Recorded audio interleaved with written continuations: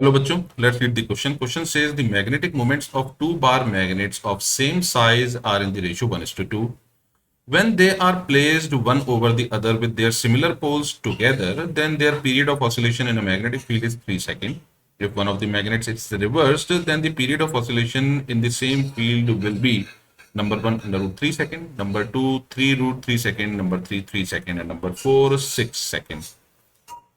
तो क्वेश्चन के अकॉर्डिंग हमें दे रखा है बार मैग्नेट की ratio that is m1 upon m2, यानी मैग्नेटिक मोमेंट की रेशियो इज 1/2,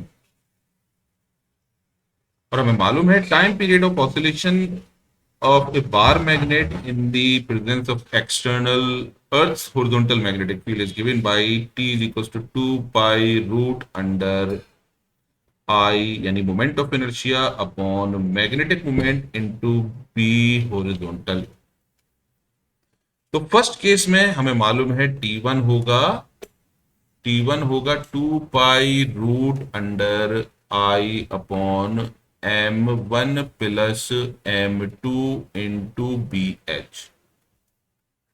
ऐसा इसलिए क्योंकि जब हम बार मैग्नेट्स के दोनों सिमिलर पोल्स को एक साथ रखते हैं, यानी नॉर्थ साउथ, तो मैग्नेटिक मोमेंट्स ऐड हो जाएंगे क्योंकि दोनों के मैग्नेटिक मोमेंट का डायरेक्शन होगा सेम।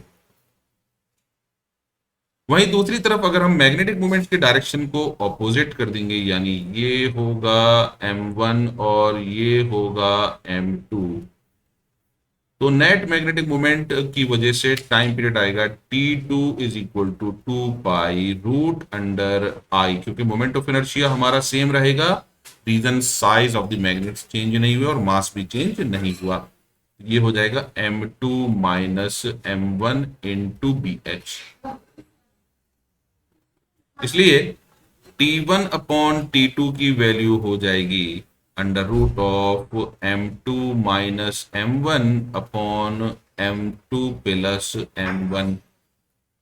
क्वेश्चन के अकॉर्डिंग हम देख सकते हैं M2 की वैल्यू होगी 2 टाइम्स ऑफ M1, इसका मतलब हम लिख सकते हैं इसको root under 2 times of M1 minus M1 upon 2 times of M1 plus M1, which is equal to under root of M1 upon 3M1, which is equal to root 1 upon 3। तो time की value हमें दे रखी है यहां पर first case में 3 second, तो 3 upon T2 is equal to होगा under root of 1 upon 3। Square करने पर हमें मिलेगा, बल्कि हम क्रॉस मल्टीप्लाई करेंगे तो मिलेगा T2 is equal to 3 root 3 seconds. तो हमारा आंसर हो जाएगा answer number 2। I hope you understood this solution. Thank you.